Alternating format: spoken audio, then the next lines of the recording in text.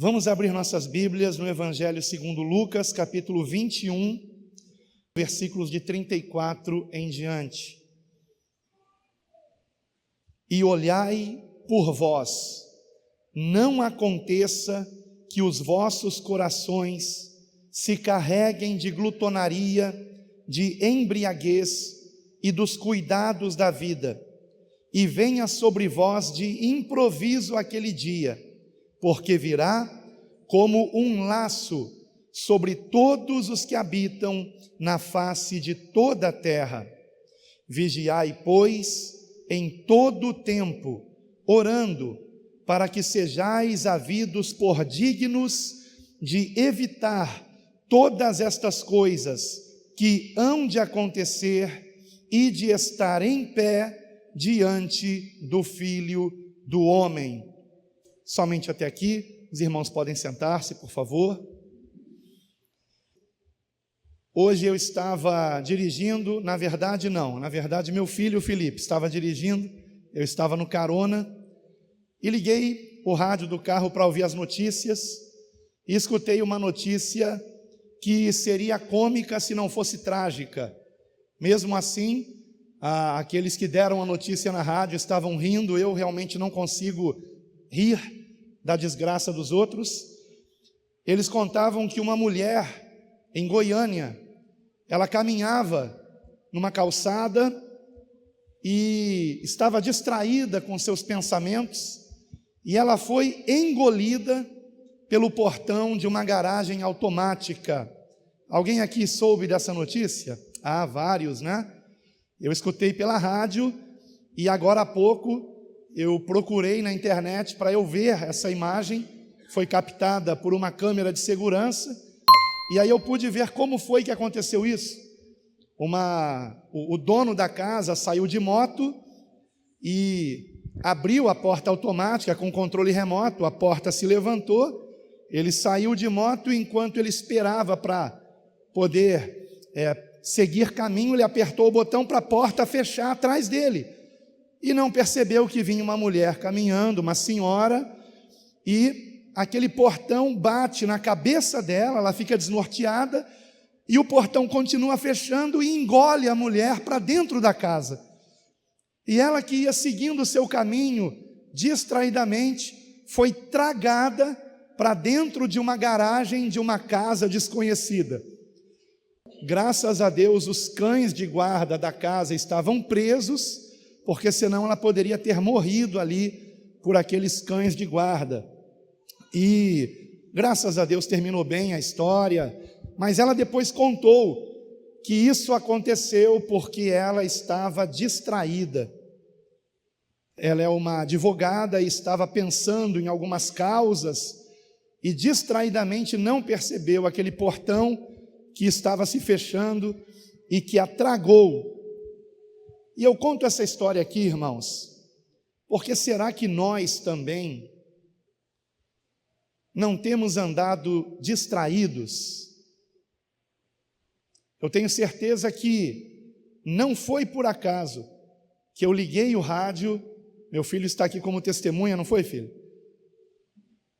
Foi eu ligar o rádio e essa história começar, e enquanto contavam a história, foi o tempo da gente chegar aqui na igreja. Tínhamos que resolver um assunto aqui, e só deu para ouvir essa história. Eu tenho certeza que esta história o Senhor me permitiu ouvir para confirmar a palavra que Ele já tinha colocado no meu coração. O texto que nós lemos, ele nos traz 3 advertências quanto a estes últimos dias que a igreja do Senhor está vivendo sobre a face da terra.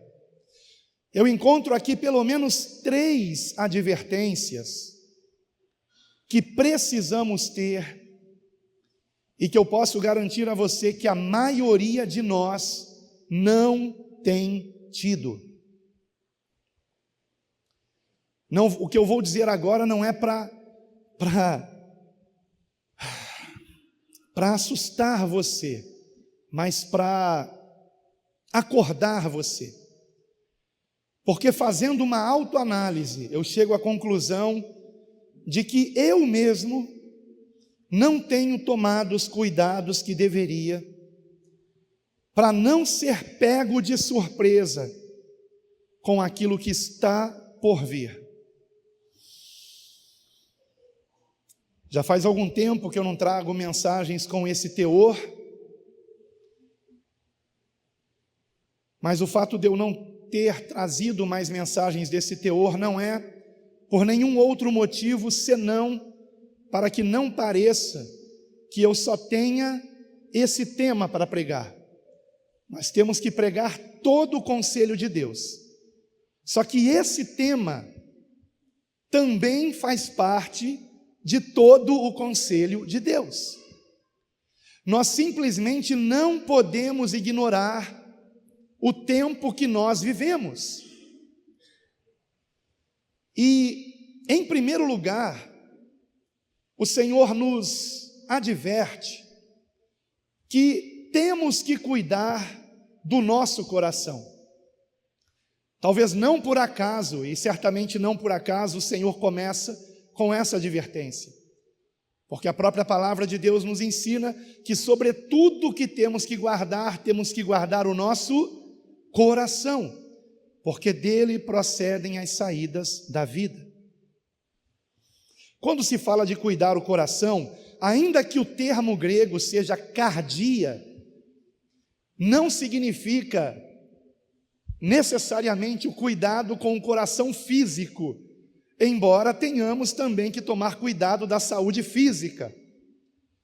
Mas o que na verdade cardia nesse contexto quer dizer, e na maioria ou em quase todos os contextos, ou talvez até todos da Escritura Sagrada, quer dizer, é o centro do ser humano.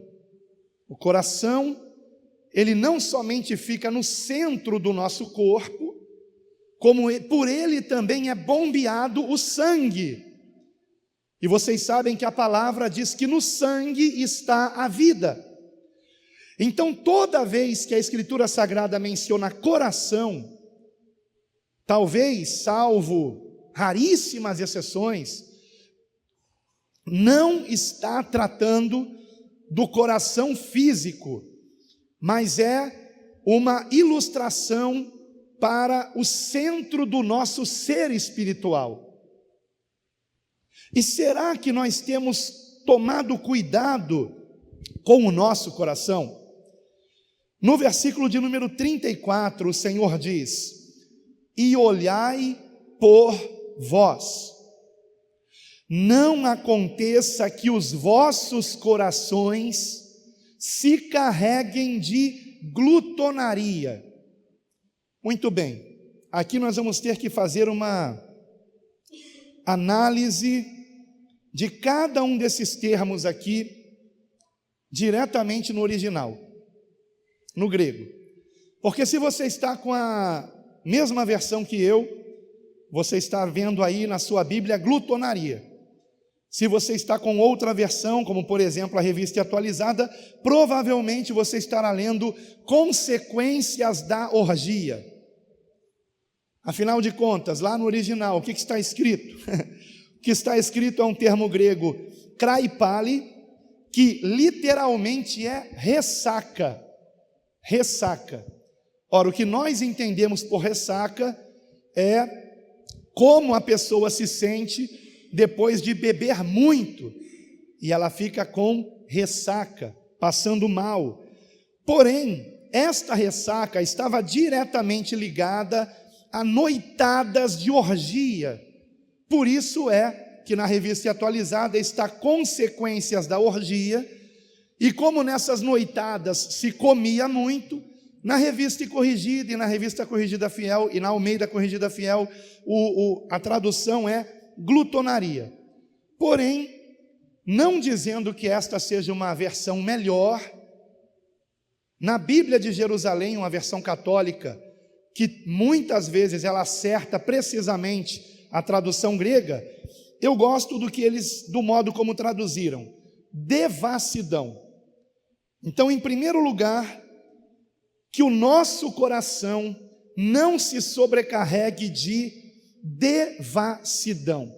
Termo este que está diretamente ligado à prostituição, à sexualidade equivocada, a um comportamento sexual ilícito. Então, em primeiro lugar, o Senhor está falando para o nosso coração não se contaminar de devassidão. Em segundo lugar, ele prossegue, de embriaguez, e aí eu creio que em todas as versões está escrito embriaguez, porque de fato assim é como está de fato escrito no grego, mete ou mete, que é traduzido na maioria das versões como embriaguez. Porém, se você analisar o grego pelo dicionário Strong, que é o dicionário mais conceituado do grego koiné para o português e também para o inglês, a palavra que aparece em primeiro lugar não é embriaguez, a palavra é intoxicação. Então, cuidado para o seu coração não se intoxicar. Então vamos guardando aí, cuidado com a devassidão, cuidado com a intoxicação. E o que é que pode causar intoxicação, irmãos? Venenos, coisas venenosas. E em terceiro lugar, o texto fala sobre guardarmos o nosso coração, que é o centro do nosso ser, dos cuidados desta vida. Agora, o interessante é que o termo grego para cuidados, ele é, em primeiro lugar, distrações desta vida.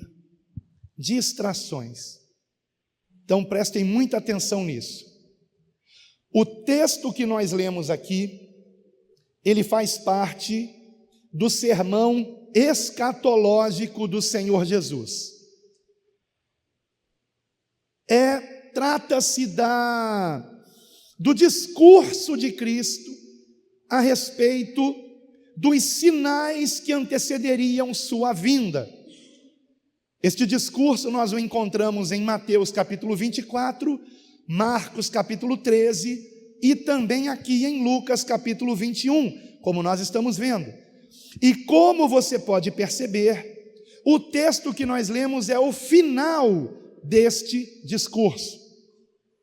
E no final deste discurso, o Senhor dá uma advertência para aqueles que viverem nessa época, na época em que todas as coisas profetizadas a respeito dos sinais da sua vinda estariam acontecendo ao mesmo tempo.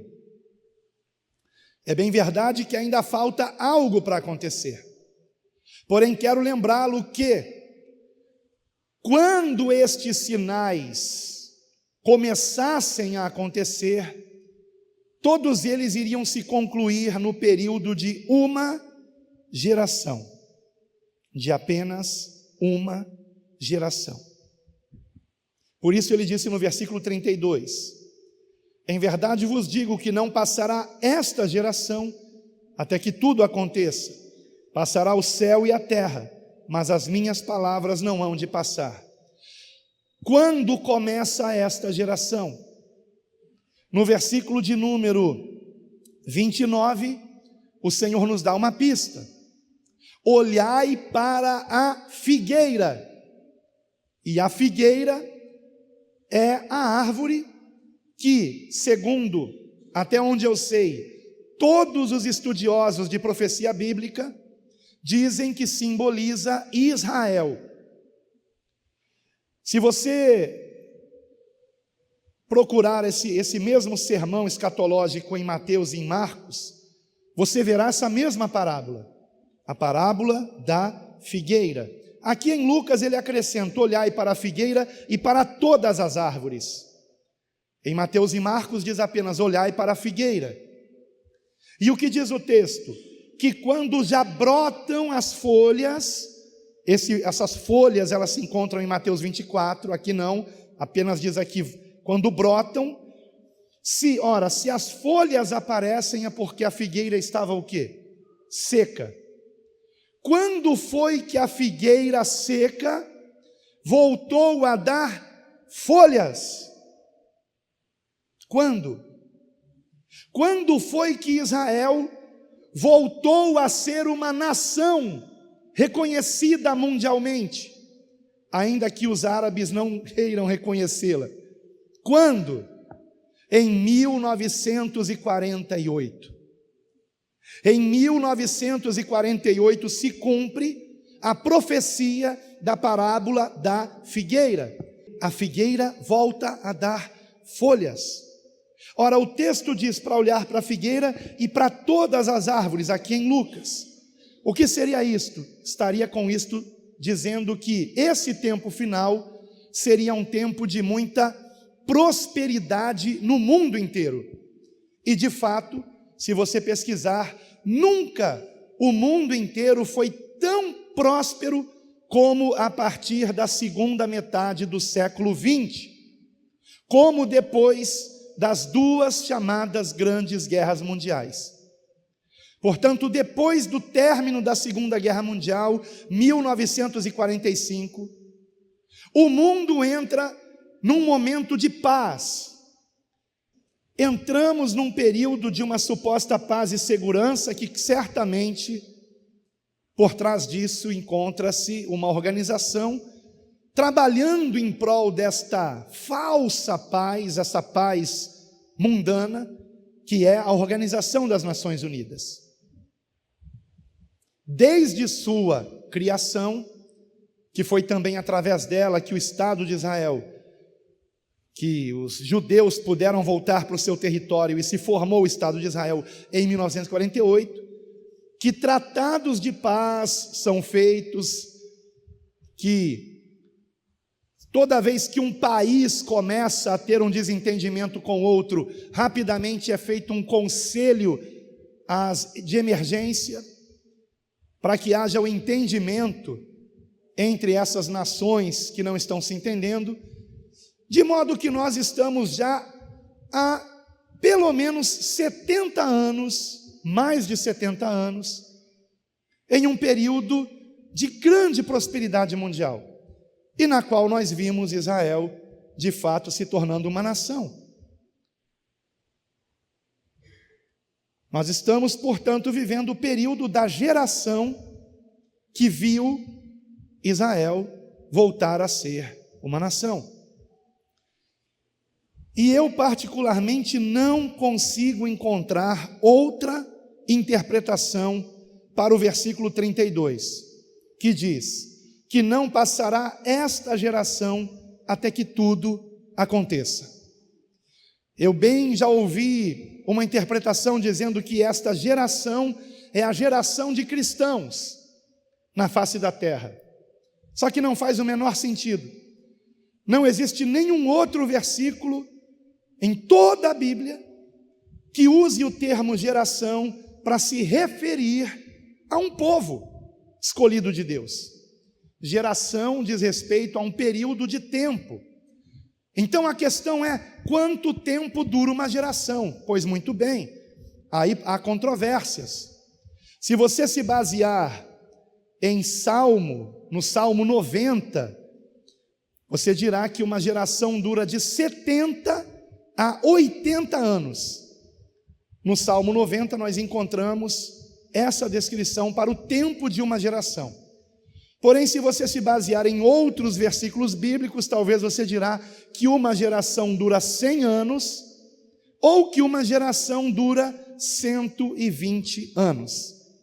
Pois bem, seja como for, a cada ano que passa, eu tenho percebido que o povo que se diz povo de Deus, que se diz cristão, está cada vez mais distraído com esse mundo. E não é só distraído com esse mundo, não. É permitindo que no seu coração entre a intoxicação desse mundo. É permitindo que através dos seus olhos, entre a devassidão desse mundo, a abominação desse mundo. Nós estamos vivendo um tempo muito perigoso, irmãos, muito perigoso, e precisamos, como diz o Senhor Jesus, olhar por nós mesmos. Eu não posso cuidar do que entra pelos seus olhos, pelos seus ouvidos, mas você pode cuidar. Você pode cuidar. É interessante que o termo traduzido como devassidão, na Bíblia de Jerusalém, tradução que na Corrigida Fiel é glutonaria, e na Revista Atualizada é consequências da orgia, é interessante que a tradução glutonaria nos faz lembrar de comilança. E mais interessante ainda, a meu ver, é que comilança é algo que não afeta o coração, é algo que afeta o estômago, não é verdade? Não é? Comilança vai afetar o teu estômago e, consequentemente, toda a tua saúde. Mas a comilança não vai afetar o seu coração, centro do teu ser espiritual. Mas a comilança da qual o texto está falando aqui, não é comer com a boca, é comer com os olhos. E você sabe o que significa o termo Google?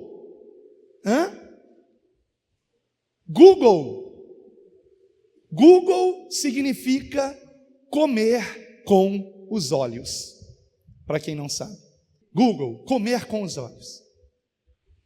E queridos irmãos, prosseguindo aqui na leitura do texto, eu não tenho a menor dúvida de que o Senhor está falando também a respeito do perigo da internet. No versículo de número 35, o Senhor diz: porque virá como um laço sobre todos os que habitam na face de toda a terra. E aqui nesse versículo eu ressalto 3 palavrinhas. A primeira delas, um laço. Se você pesquisar essa palavra no grego, no dicionário Strong, que traduz o grego bíblico do Novo Testamento, evidentemente que o Antigo foi escrito em hebraico, o que está escrito é que esta palavra, abre aspas, encerra a ideia de algo inesperado, repentino, porque os pássaros são capturados de surpresa. Fecha aspas. É exatamente isso que está escrito no dicionário Strong. Porque esse termo laço era especificamente o laço de se apanhar pássaros. E como eles eram apanhados? De uma forma inesperada, de uma forma repentina. Eu não tive tempo para pesquisar como eram estas armadilhas, mas eu suponho que aquilo que é traduzido como laço, na verdade é rede, porque geralmente pássaros se capturam com redes. Então vamos lá, ponto por ponto. No mesmo versículo é dito que isso virá sobre todos que habitam sobre a face de toda a terra. Portanto, é algo que engloba o mundo inteiro. Todo o mundo. E existe aqui uma palavrinha que é habitam na face de toda a terra, que na realidade no grego é estão assentados. É o termo katemai em grego. Katemai significa estar assentado. Mas todas as versões da Bíblia em português que eu conheço traduzem como habitam. Tudo bem. Só que quando se traduz como habitam, perdemos o trocadilho do Senhor. Como vocês já sabem, aqueles que leem os evangelhos sabem que o Senhor Jesus ele sempre usou de trocadilhos, de comparações opostas. Então, lendo conforme literalmente está escrito em grego, a tradução seria a seguinte: porque virá como um laço ou como uma rede sobre todos os que estão sentados na face de toda a terra. Vigiai, pois, em todo o tempo orando, para que sejais havidos por dignos de evitar todas estas coisas que hão de acontecer e de estar em pé diante do Filho do Homem. Perceberam o trocadilho? No versículo anterior, ele falou sobre os que estão sentados. E então ele disse: vigiem, orem, para que vocês sejam considerados dignos de estar de pé perante o Filho do Homem, ou seja, na sua vinda. O que eu diria aqui é que vocês estejam vivos até a sua vinda. Para quê? Para sermos arrebatados ao seu encontro, que se dará na sua vinda, vinda esta visível. A ideia de uma vinda invisível de Jesus e de um arrebatamento secreto é estranha às Escrituras. Não condiz com a análise dos contextos. Para que se crie uma ideia como essa, é preciso se tirar versículos do seu contexto e, tal como se faz com retalhos, se costurar um retalho no outro. E um bom costureiro ou costureira faz de vários retalhos o que ele quiser. E essa doutrina do arrebatamento secreto, da vinda invisível de Jesus, para depois outra vinda visível, isso não condiz com a palavra de Deus. Não se sustenta. Essa é a verdade. Durante muito tempo eu acreditei nessa doutrina pré-tribulacionista, mas realmente ela não é, de fato, bíblica. Não estou com isso dizendo que eu sou pós-tribulacionista ou meso-tribulacionista. O que significa isso, pastor? Se seremos arrebatados antes da tribulação, no meio da tribulação ou depois da tribulação. Mas uma coisa eu sei, que não podemos confundir o termo tribulação com o termo ira. A ira de Deus é uma coisa, a grande tribulação é outra. A igreja do Senhor Jesus sempre passou por tribulação. Aliás, em Atos capítulo 14, se não me engano, versículo 22, 23, mais ou menos isso, Paulo diz que importa que por muitas tribulações entremos no reino de Deus. Por muitas tribulações. Então, que história é essa que crente não pode passar por tribulação? Que história é essa? Isso não condiz com a palavra de Deus. E no fim dos dias haverá uma grande tribulação. Por que grande? Porque além de ser mais intensa, será em toda a terra. O Senhor Jesus, em Mateus capítulo 24, disse que seremos odiados de todas as nações, inclusive da nação brasileira. O governo do Brasil ainda irá nos perseguir. E não adianta fugir para qualquer outra nação, porque chegará o dia em que todas elas perseguirão aqueles que insistem em dizer o que o Senhor Jesus Cristo mesmo disse: eu sou o caminho, a verdade e a vida, ninguém vem ao Pai senão por mim. João 14, versículo 6. Agora, você se lembra o que significa o www, que se coloca antes de qualquer endereço da internet? Interessante é que hoje em dia, nas plataformas da internet, como Google Chrome, Firefox, entre outras, já não se precisa mais escrever o www. Ele já está lá embutido, mascarado, depois do HTTP. Mas o que significa esse www? World Wide Web, rede mundial de computadores. Uma rede mundial. Isso te lembra alguma coisa que nós acabamos de ler aqui? Virá sobre todos que estão sentados, virá como o quê? Como um laço, como uma rede. Uma rede é para capturar. Não é interessante isso? Será que é mera coincidência? E será que é mera coincidência que justamente a letra W, em hebraico, é a letra do alfabeto Vav, cujo correspondente numérico é o número 6. Portanto, toda vez que digitamos www, em hebraico, é 666. Mera coincidência, não? Poderia falar muito mais coisas aqui. Por que o símbolo do Google Chrome, nós temos ali 3 números 6? Subliminarmente. Se você tem o Google Chrome no seu computador, você tem lá uma logo, aonde está ali na logo 666, naquele círculozinho. É só você olhar com discernimento.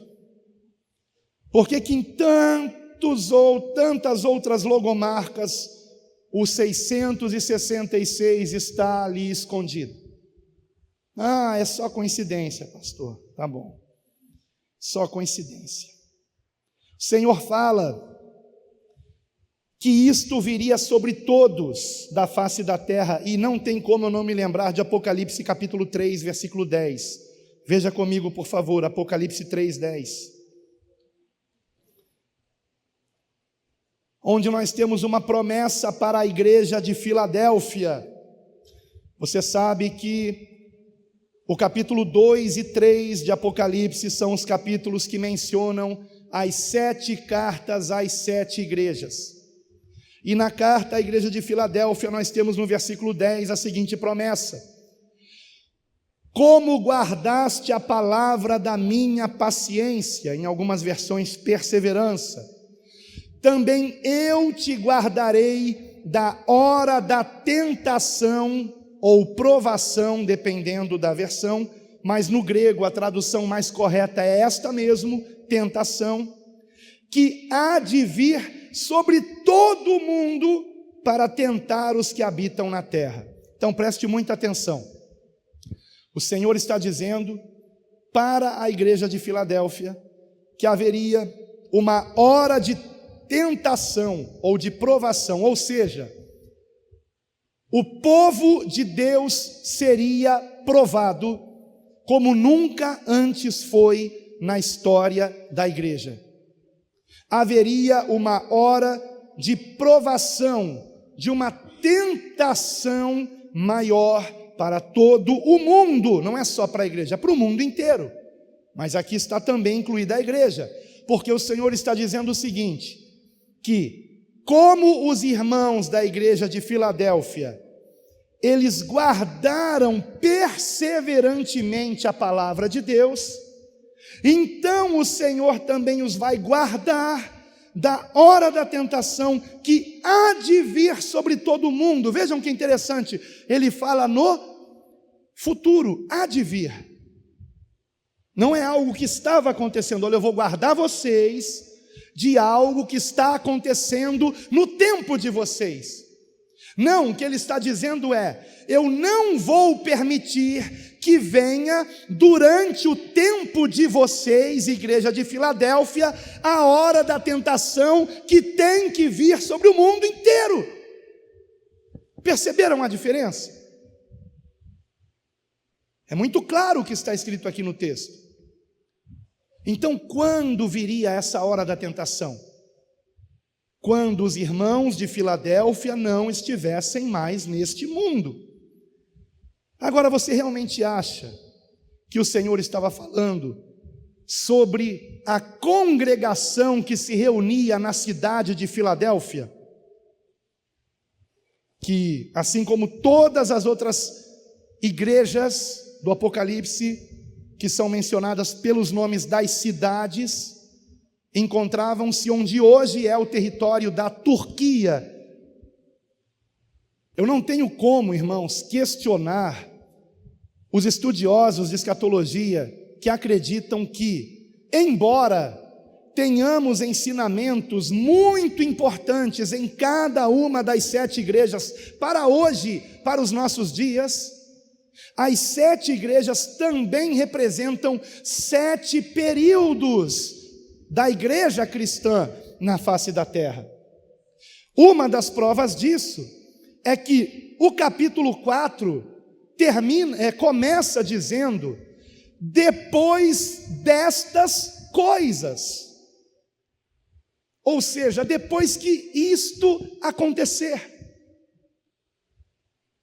Depois que acontecer o que está dito desde a igreja de Éfeso até a igreja de Laodiceia, que é a 7ª. Agora pense comigo, você é inteligente. Se a promessa feita à igreja de Filadélfia foi a promessa feita para a 6ª igreja,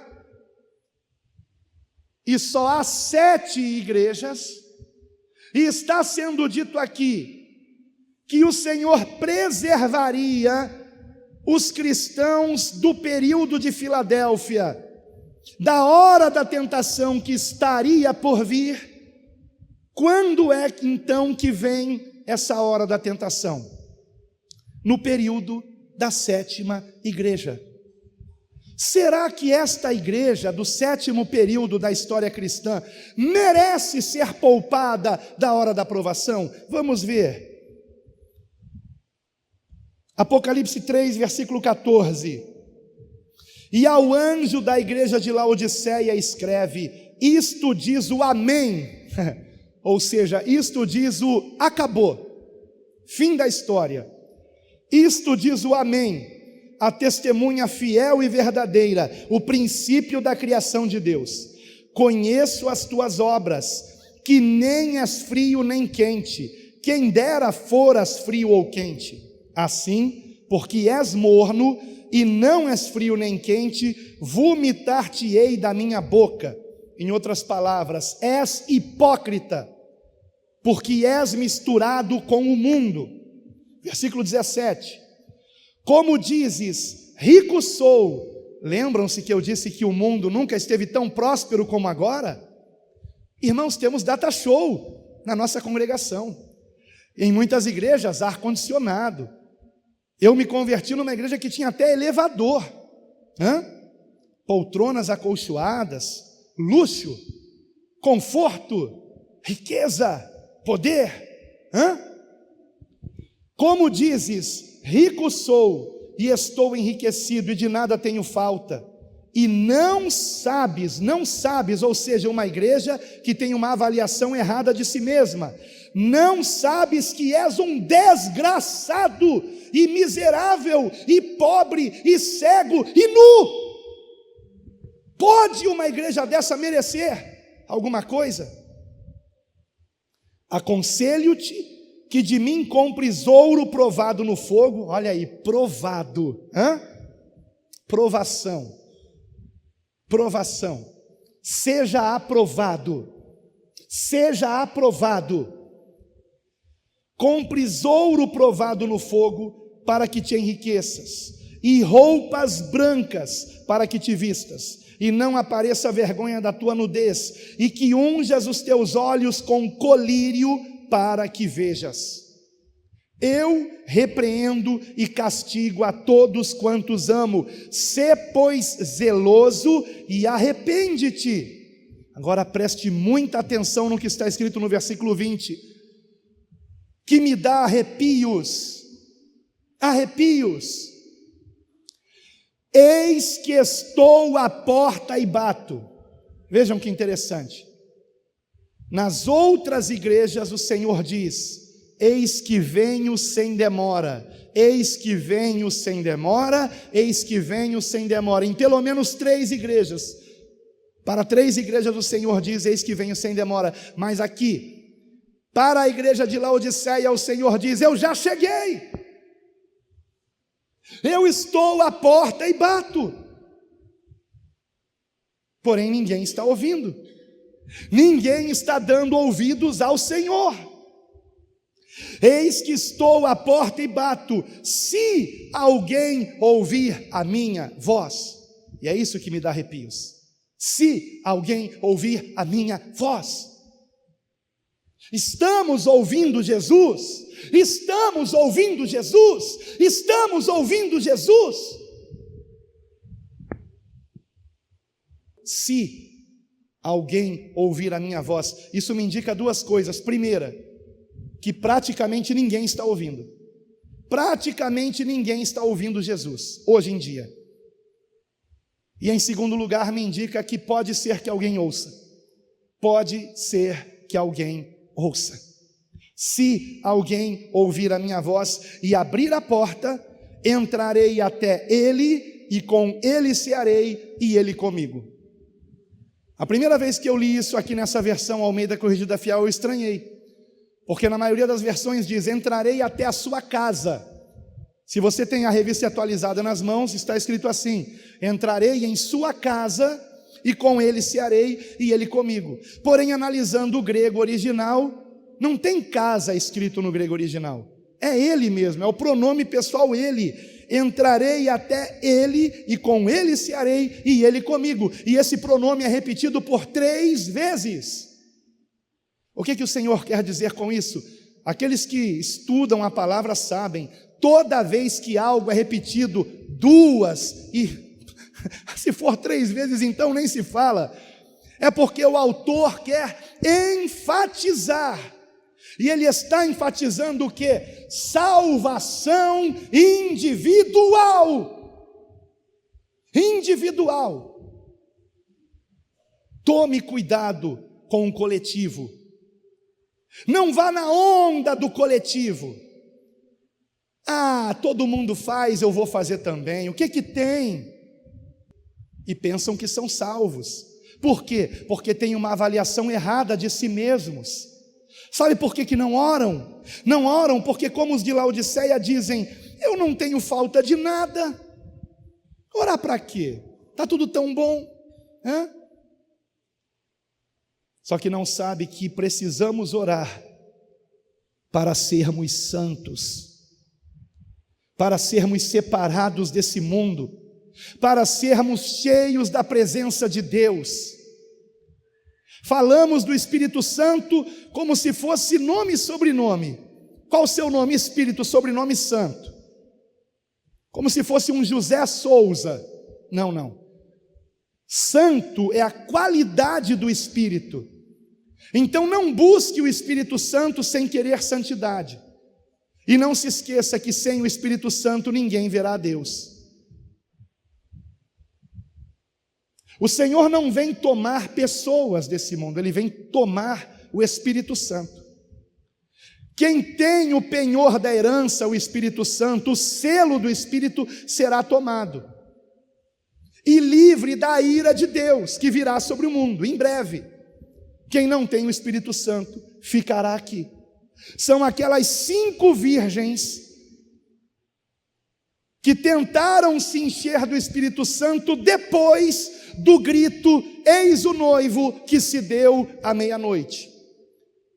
Era tarde demais. Era tarde demais. Eu espero que você não busque o Espírito Santo, e tampouco eu, quando for tarde demais. Se alguém ouvir a minha voz. Vamos voltar lá para Lucas 21, irmãos, e concluir essa mensagem. O que o Senhor está falando para nós? Versículo 36. Vigiai, pois, em todo o tempo orando, para que sejais havidos por dignos de evitar todas estas coisas que hão de acontecer e de estar em pé diante do Filho do Homem. Lamentavelmente, nesse texto aqui, nós também encontramos traduções que fogem ao que realmente é dito no original.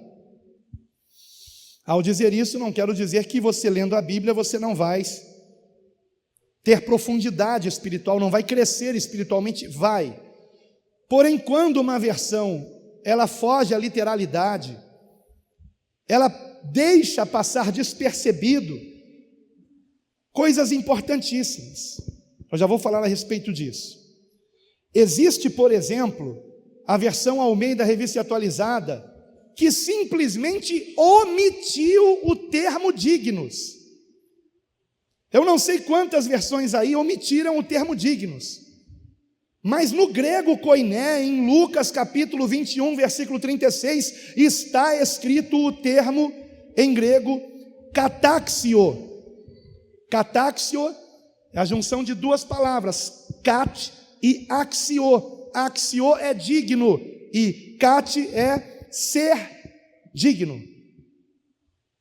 Kat, ser, axio ou axio, digno. É exatamente isso que o texto bíblico está dizendo. Mas a versão Revista Atualizada arrancou o digno do texto bíblico. Eu não sei como é que está a NVI, talvez esteja ainda pior, né? E outras versões moderninhas. Prefiro ficar com a antiquada Almeida Corrigida Fiel, Almeida Revista e Corrigida. Pelo menos ali ainda aparece o termo dignos. E é exatamente isso que o texto bíblico está dizendo. Em qual outro texto bíblico aparece a palavra digno, axio? Em 2 aos Tessalonicenses, capítulo 1, versículo 11. Não por acaso em um texto bíblico que se refere ao fim dos tempos. Esse versículo nos revela a oração de Paulo aos Tessalonicenses, e o contexto aqui é o juízo final. E ele diz, no versículo 11: por isso também rogamos sempre por vós, para que o nosso Deus vos faça o que, irmãos? Dignos da sua vocação e cumpra todo o desejo da sua bondade e a obra da fé com poder, para que o nome de nosso Senhor Jesus Cristo seja em vós glorificado e vós nele, segundo a graça de nosso Deus e do Senhor Jesus Cristo. Aleluia. Paulo orava para que os tessalonicenses fossem dignos da vocação a qual foram chamados, dignos de serem santos, dignos de serem separados desse mundo, dignos de serem de Deus. Agora, quem é que nos torna dignos? Será que eu mesmo me torno digno? Com a minha força? Com a minha própria inteligência? Com a minha carne? Não. Vejam como era a oração de Paulo. Versículo 11: rogamos sempre por vós, para que o nosso Deus vos faça dignos. Como é que nos tornamos dignos de sermos arrebatados, de escaparmos da ira de Deus? Orando, orando e orando. A minha próxima pregação aqui, ordena ao Senhor, a mim, será sobre as orações de Paulo pela igreja. Você nunca verá Paulo orando por prosperidade material para a igreja, por dinheiro para os crentes, nem mesmo por saúde. Você só verá Paulo orando por tesouros celestiais. Que tenhamos um caráter transformado, parecido com Cristo, cada dia mais. Que sejamos cheios de amor, cheios de paz, cheios da alegria, não por coisas circunstanciais, mas o gozo eterno, a alegria da salvação, de saber que os nossos nomes estão escritos nos céus. Lembrem-se do que o Senhor disse quando os apóstolos voltaram contentes porque os demônios eram expulsos em nome de Jesus, e ele disse: não se alegrem por isso, se alegrem porque o nome de vocês está escrito nos céus. Alegrem-se pela salvação da alma. E amados, eu não consigo entender como é que alguém que sabe, que ama o Senhor, que é de Cristo, perde essa alegria. Tudo nesse mundo é transitório, irmãos. Tudo. Não se apegue a dinheiro, não se apegue a bens, não se apegue a roupas, não se apegue a títulos, não se apegue a trabalho, não se apegue a nada, se apegue apenas a Cristo, porque tudo aqui passará, como diz a palavra de Deus. Não ameis o mundo, nem o que há no mundo. Se alguém ama o mundo, o amor do Pai não está nele. Porque tudo que há no mundo, a concupiscência dos olhos, a concupiscência da carne e a soberba da vida, não procedem do Pai, mas do mundo. Ora, o mundo passa e a sua concupiscência, mas aquele que faz a vontade de Deus permanece para sempre. Aleluia! Louvado seja o Senhor. Glórias a ti, Jesus. Glórias a ti, Senhor. Glória a Jesus. Oh, glória a Deus. Com muita tristeza, eu vi essa semana um vídeo onde a igreja estava aplaudindo o Espírito Santo e o líder dessa denominação que se diz cristã pediu para parar as palmas. Não. O Espírito Santo não quer aplausos. O Espírito Santo quer que você meta a mão no bolso e nos ajude a pagar nossas contas. Blasfêmia. Num local com milhares de pessoas reunidas. E o pior foi que aplaudiram isso que ele disse. Que dias terríveis vivemos, irmãos. Se queremos escapar dessas coisas, precisamos orar, e orar muito. Será que somos dignos? Será que não estamos nos intoxicando com esse mundo? Será que não estamos na devassidão desse mundo por meio da internet? Desta rede que veio sobre o mundo inteiro e que está pegando muitos crentes distraídos, desapercebidos. Porque é que uma das maiores indústrias, se não a maior indústria do mundo hoje, a que mais prospera, é a indústria do entretenimento, da distração. O diabo está investindo pesado para distrair você, para me distrair, para que nós não sejamos dignos da salvação nesses últimos dias. A salvação não é por obras, mas o verdadeiro salvo, ele praticará boas obras. A salvação não é por nossos méritos, mas um verdadeiro salvo dará fruto de uma vida convertida. Será que nós estamos vigilantes, irmãos? Como disse Jesus: vigiai, pois, em todo o tempo orando, para que sejais havidos por dignos de evitar todas estas coisas que hão de acontecer e de estar em pé diante do Filho do Homem. Escute, tem mais uma coisa aqui nesse versículo. O termo traduzido nesse versículo como evitar, na revista corrigida e também na corrigida fiel, e que é traduzido na revista atualizada como escapar, é o termo grego ekfeugo, que na verdade, literalmente, segundo o dicionário Strong, é fugir, procurar refúgio. Então o Senhor está dizendo: sejam achados pelo Pai, por dignos de conseguirem fugir, de conseguirem encontrar um refúgio, para que vocês sobrevivam, estejam vivos, literalmente, é isso que o texto está dizendo, de pé na presença do Filho do Homem, ou seja, na sua vinda.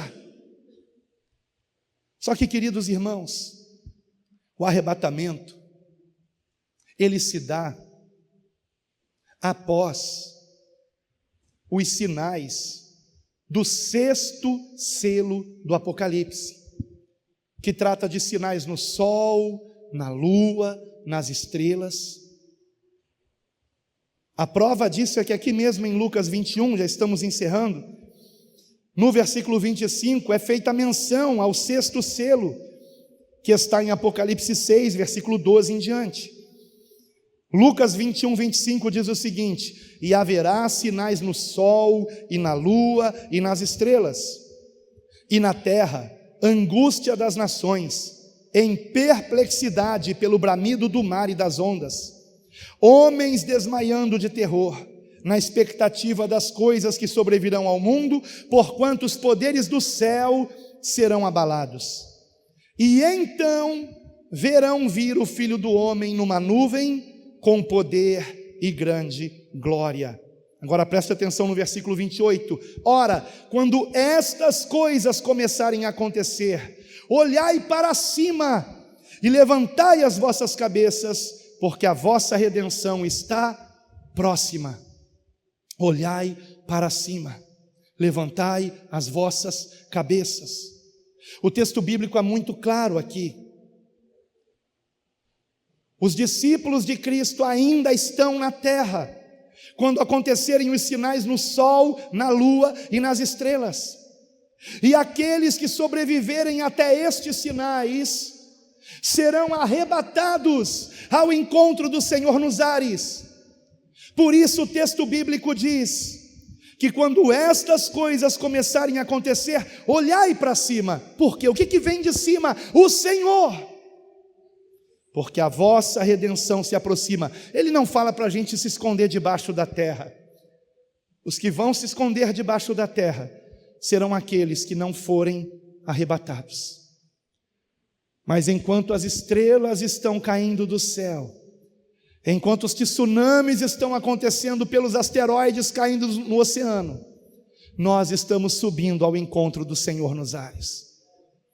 Essa é a esperança de um verdadeiro servo de Deus.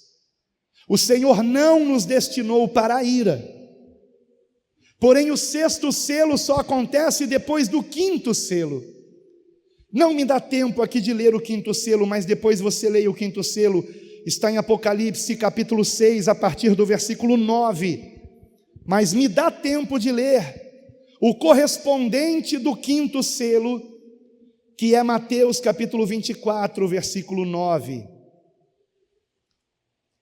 Mateus 24, versículo 9. É muito interessante como Mateus 24, versículos 7, 8 e 9 são exatamente a sequência do 2º, 3º, 4º e 5º selos do Apocalipse. E no versículo 9 está escrito: então vos hão de entregar para serdes atormentados e matar-vos-ão, e sereis odiados de todas as nações por causa do meu nome. Isso ainda não aconteceu. Mas quando acontecer, que você seja digno de não negar a Cristo como seu único Senhor e Salvador. Eu não sei quantos sobreviverão à perseguição que está por vir, mas ela virá. E eu creio, eu particularmente, que não serei digno do arrebatamento.